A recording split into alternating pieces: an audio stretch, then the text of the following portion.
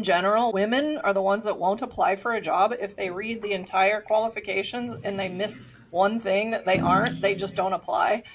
And I guess I'm apparently men definitely will for apply it. for anything, whether they have any of the things on the list. And so I laughed at us women, and that's how I did it. That's how I do it. I'm like, oh yeah, oh my gosh, this is perfect. Oh my God. Oh, that? No, I'm not. And then I'll move on. Do you So know, if you're missing one thing or two, just go for it. if it's Just like go for you it. need to be a registered like nurse, then I can't. But yeah. Yeah, Right. I don't think you're going to go. I don't think you're going to go for the registered nurse position.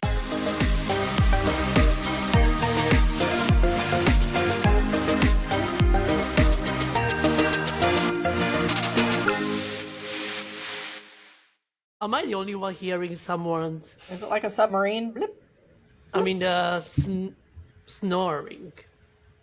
Someone, Yeah, does I someone was have a dog wondering. nearby? Are you I was sleeping right wondering now? that too. See? I can hear it too. Olivia. Oh, it's Olivia. I'll, Oh my! I'll I have to thought kick maybe her if somebody out. was having some nasal problems and it was their breathing, and I didn't want to say anything. I thought somebody's like I'm so used to sleeping it. with their eyes open. Yes, I'm so used to it that Livy, you gotta wake up, girl. Hey, I'm sorry, y'all. you know what? Don't worry about noise and just record this way. Yeah. So yeah, looking for a job. How exciting that is. Well, good luck. We gotta pay our rent. Yeah. Oh my Bills, gosh. bills. But you know what? It brought up completely like issues in me. Whenever I'm thrown into this position, it brings up the issues with my husband and I. And I say that it's like because I all of a sudden then am dependent on him to a certain degree. And when I entered this relationship with him, I swore somewhere deep inside of me that I would never be vulnerable or dependent again on a man in the financial sense. So I didn't marry Jim for his anything, you know. It was like he was just frosting on the cake. So we didn't build a financial life together necessarily. We both just came in with what we had and we loved each other and whatever. So I did not realize how I don't like to be in this position and that I don't want to be a burden in any way, shape, or form to anyone. So I'll just stop eating. I'll do any work that you want me to. I will contribute in any other way that I can while I'm looking for a job. Things like that. This is the way I approach it. And I was like, I don't want, seriously, enjoy life, do your thing. I don't need anything. And he was so insulted. This was my husband's feedback, is like, I can't believe that you're saying what you're saying. I didn't even know I was offending him. He's so sweet, but he was like, why won't you let me take care of you, first of all? And second of all, I had proposed that I could borrow some money from my dad or from my mother-in-law who has done that before when I was in dire straits. And he was just like, what are you saying? That's so insulting. And that's so embarrassing for me. Like, I'm your husband. And I had to like kind of listen to him and see how the whole thing was from my side, that I set it up to be completely independent of him. And I always have operated like that, financially speaking. And so it's just so interesting that, not interesting, amazing that the universe would have me be in the position that I am right now. Because like I'm holding back the tears just saying it, like this space of vulnerability and dependency is like super triggering for me, which is so interesting, right?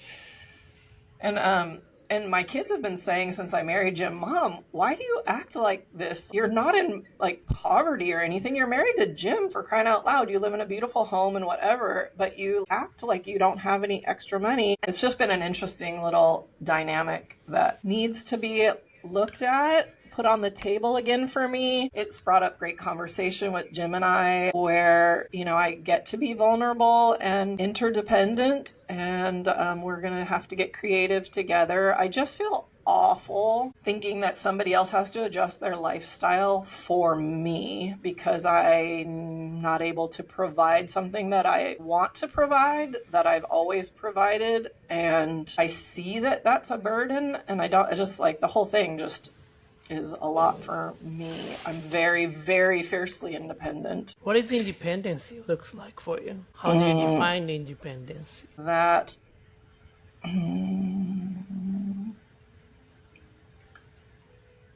I can survive without anybody else. Just, God, the universe will provide, and I am good with pretty much nothing in my life. I'm a very minimalistic person. I think that's what I'm maybe needing to look at is why do I have to? Yes, it's good. Jim's like, it's good that like if I lost my job, he's the breadwinner big time. If I lost my job and we had to move to an apartment and give up all sorts of things, you would be great. That's wonderful for me. I have zero pressure.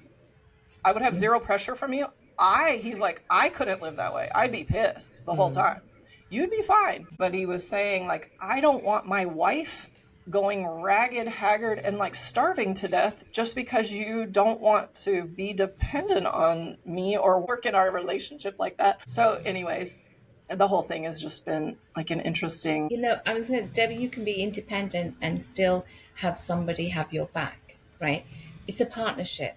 So for me, everything that you're saying, it sort of like makes me kind of smile because I was totally the other way. When I got married, not that I was marrying for money or anything, when we got together, it was like a partnership. But the partnership was a strange one because I wasn't working. So he said to me, just take the paycheck. He would give me all his money and I would pay the bills. But I never sort of took advantage of that, like being crazy with the money. And so he knew what I was like, and it was pay the bills, all that sort of stuff. But I never worked the whole time we were married. I did not work. But I felt there was an exchange of, maybe that's one of the reasons maybe you're struggling a little bit. But I was like, I take care of the house, I look after the kids. And when he comes home, dinner is on the table, and we have this social life where we go out but it's a partnership. We're doing everything together. We make all the decisions together. Anything that comes into the house, the furniture, everything, we make those decisions together. I never once felt, and I used to joke about it, I'd say, my money is my money and your money is my money too. Right? So, Yes. and he would say, absolutely. I never felt that I wasn't fending for myself. I just considered a partnership. And so now I hear this a lot from younger couples where they're married, but his money is his money, her money is her money, and they sort of split the bills in half. And I'm like, okay, if you're both working, I kind of get that. But if she's not working, and it's just, for me, it's a really strange way to be so intimate with someone and have this combined life with someone and still feel like if the roles were reversed and he was going through a tough time, you'd be the first one to support him. And if you were working, I bet you'd say, don't worry about it. I'll tackle it until you get something. So why would you not allow him to do the same for you? And so to check where that comes from. Yeah, because I lived the exact life you just described was my life with my ex-husband and our children. And I even told Jim that. I said, it's interesting because I love that. I love the interdependency of a traditional marriage and a stay-at-home mom traditional marriage, which is rare these days. It was such a beautiful gift to our family, to my children. This was the situation. He was the one who lost the job back in the day because of his addictions, and he never got a job again. Interesting that I'm saying this out loud because he was in the position that I am now, where that was the first time he didn't hold up his end of the agreement, right? And about, like many, many years later, we went through separations, and eventually, like 10 years down the road, we got divorced, but like he never worked again. So maybe that I kept holding up my end of the bargain, being a mom, cooking, cleaning, whatever, managing the finances in as creative a ways as we can. We sucked our entire life savings away and all that. And I was doing both. Like I was just doing everything. And so maybe that has something to do with it. That has Because now everything. it's me. Yes. And what is that? Maybe I'm judging me as Lee, like that I'm not going to do anything, or I'm failing the family, or Can I not sure. say that I totally see you, feel you, hear you, and have the emotions with you because I'm so independent that I almost won't let somebody buy me a Coke. You know, like I'm so independent.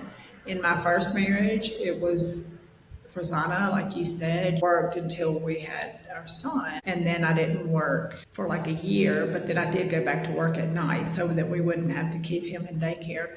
But I think somewhere along the way, pride builds up and your determination that you can do this, you've got this, you don't need another living soul. And that comes from pain, that comes from scar tissue. And Furzana told me about this natural healer that she knows, and so I contacted her. And one of the things she said to me, and I want to share this with you, is she said, "You don't let anybody help you." And I said, "No, like, no." And she said, "You have got to learn to let people help you because you're actually stealing their blessing when they want to help you." So if we look at it like that, no, I'll get your lunch, you don't get mine. You know, we have to soften inside, but it takes getting in there and really literally pulling away the scar tissue of our heart and fear. The fear that if I lean on you and things go south, I'm not going to have a job. Imagine like when I was 60 years old, just turned 60, I found out that I'm alone. And I had not worked since my granddaughter, who was 12 at the time. I had taken care of her. I retired to take care of her. So here I have given up my career for 12 years. I'm 60. Who the heck is going to hire you at 60? And I can't tell you, I was just so frozen in fear and couldn't even make a decision to get a divorce for 2 years. I was just so frozen with fear of how am I going to do it. And then I was beating myself up because you knew you couldn't rely on somebody. You relied on this person to take care of you, and now look where you are. So it is a lot of deep, deep, deep scars. And you went through that when your former husband lost his job, and you're feeling all that. And it's just something you're going to have to work through, and it's very hard. But when this woman told me, "You've got to let somebody help you," I almost hung up the phone. I almost said, "I've got the wrong person on the line. I've never let anybody help me." And so I've really done a lot of writing about it and journaling about it. And I have a problem with pride. And pride comes before the what?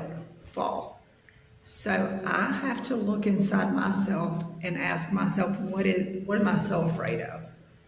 To just let go and be, just to be comfortable and not necessarily use somebody up for their money, but like Rosanna said, you would have his back and you've got to let him, and men especially, and it's in an order. I was reading about angels and angels on earth, and they have an order, just like we have an order. There's God, the Christ head, and then it goes down the man who is over the woman. And to make a man feel manly and all the things, you have to let him help take care of you. That's just part of the deal. It sucks. It's the part that sucks. It's the part that makes me want to choke. Even thinking about asking someone for a tube of toothpaste makes me sick at my stomach.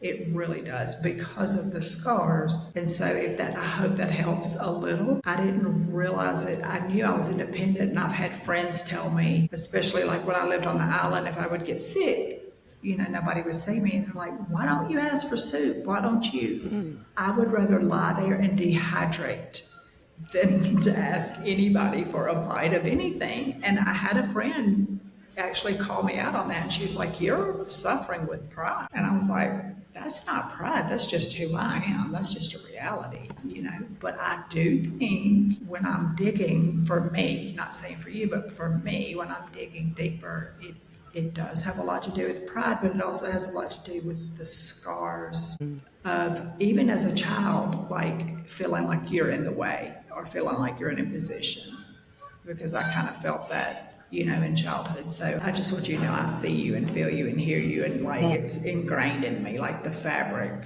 of who I am. Thank you for sharing. I think you and I were both in a similar situation with the disease was different because when he had cancer and he got diagnosed, then the dynamics changed a little bit, obviously, especially near the end when he was really unwell. And I know that there were really challenging times. And Victoria, was like you. I would run myself ragged, but I would never ask anyone else for help. With my husband, I would, he could help me in any shape, form. But with anyone else, it was very difficult to ask for help until it kind of got near the end of it all. But I will say, because he had given me such a good life, and because he was such a good man, the caregiving, it was just, you didn't think twice about it. And I was able to do that. I say now, and it might sound weird, but it was an honor to take care of him because he was such a good man and he gave me the best life. And so, in a way, it was me being able to pay him back for everything that he had done for me and provided for my kids. I don't know what your mindset was at the time, Debbie, because it was something that maybe, he couldn't help what happened to him. And so it comes from a space of so much compassion and, just wanting to help and feeling like this is such a good man. It's just so unfair, that this is happening to him. But I don't know, for you, maybe was there elements of like he did it to himself and put you in that position, and maybe not being able to forgive him for putting that family in such a vulnerable position. Oh, Maybe you that's could share a beautiful. little bit. That did strike something inside of me because I felt that compassion. I would do anything to help him in the beginning because I just thought it was a matter of hard work. And like as a couple, I supported everything he did. I gave up drinking with him. I went to Al-Anon. He went to AA. We would have date nights and we would go to like a couples meet, like therapy. Like I was all in because like you, this is my life. My husband, I love him and I would do anything to save our family. But yeah, 6 months turned into a year, turned into 5 years, turned into 10 years. And at some point in that story, so did a lot of the feelings and the resentments and the anger and the misunderstanding his incapability. So the whole time thinking, come on. Right. You're look what is happening to our family. I can't do this all by myself. And so I did that. Feeling all by myself for all those years. So yes, it's interesting that at a different layer, maybe that's some of that is being resurfaced. But it's interesting because I know cyclically, pretty much all of my issues have always kept circling back around throughout my life on different levels or with different people. And each time it comes back around, it's on a deeper level usually. And so here I am once again asking the universe for me to live from my heart. I'm not desiring like living from my head and the masculine drive. And it's all about like taking care of myself and independence and money and being okay on my own. It's like I'm in a relationship now. I should be settling into that.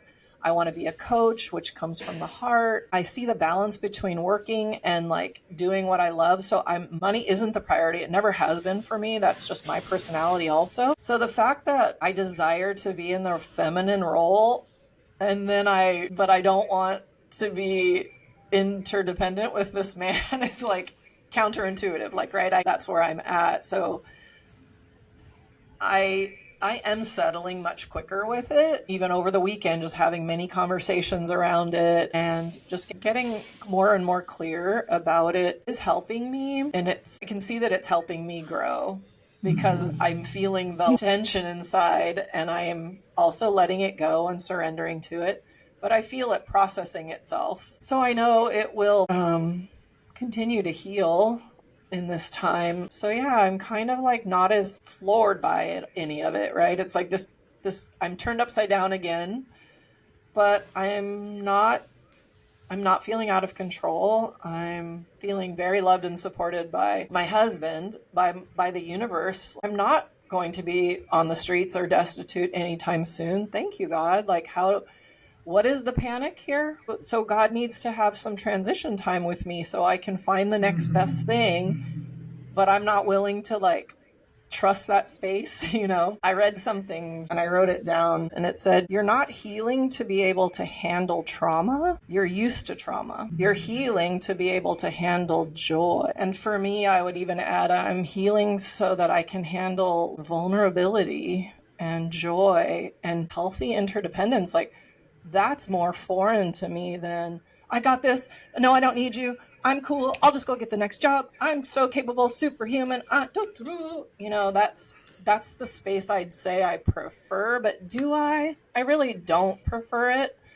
I need to start using the language that I do want to have a good life. I do want to keep buying groceries and enjoying like going on vacations, instead of trying to tell myself, oh, I don't need it. I'm good. I don't need anything. I'm not a burden. And so I was aware this weekend I need to stop even saying those things, because it's all a space of, I need to heal to enjoy the joy. Why am I ready for the trauma around any corner? I'm ready, like hyper vigilant, which is what alcoholism does to a family. Well, you're doing it beautifully. And the fact that you communicate your feelings with him, and he's so loving and so supportive, is exactly what you need to heal.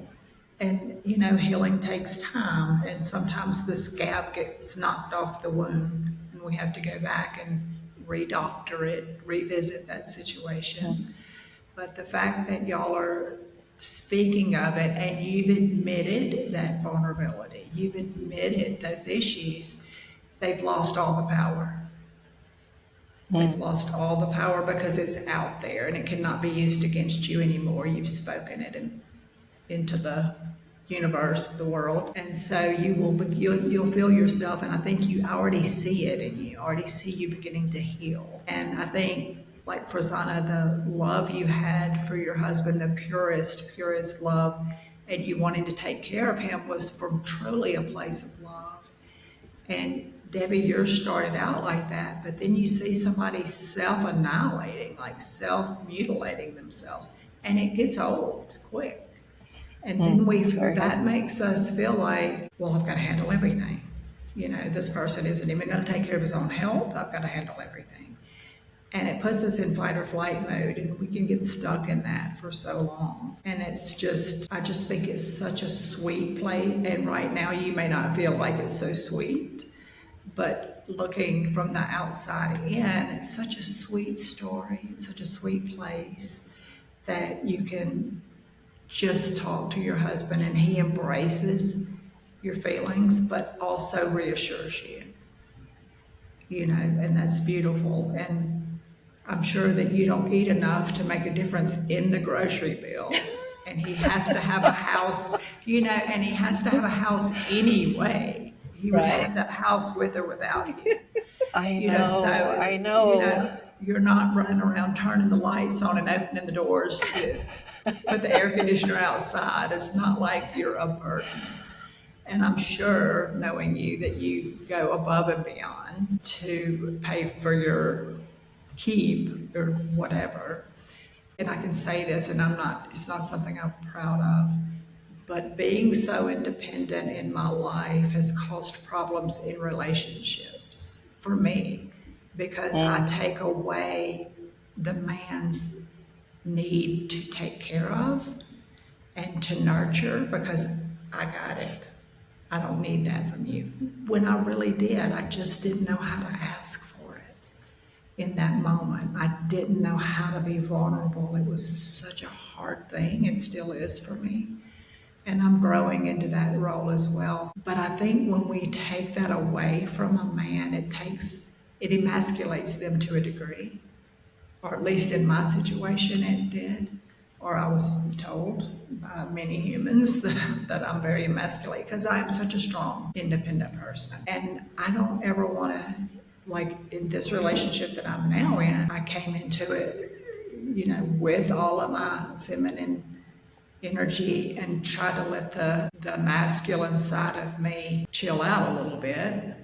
But when I was talking to the healer, Furzana, that you hooked me up with, the left side of your body is your feminine side, which I didn't know that. And the right side is your masculine. My left side is the side that's really giving me fits. So this is a struggle even internally. And and health-wise to let go of just the person that I was, that I, even as a kid, I felt like I have nobody that has my back. I've got to handle everything. And it makes us into somebody that we're not really supposed to be, or it has me. It has made me into somebody that I don't fit in that skin any longer. You know, I've outgrown that skin. So I it's just wanted to ask, interesting. when you talk about, I don't think it's just men that feel the No. need to be needed. So that what I was thinking was that every human Absolutely. being has that need to be needed. Especially, I mean, when my kids call me up and they say, you know, Mom, can you do this or that?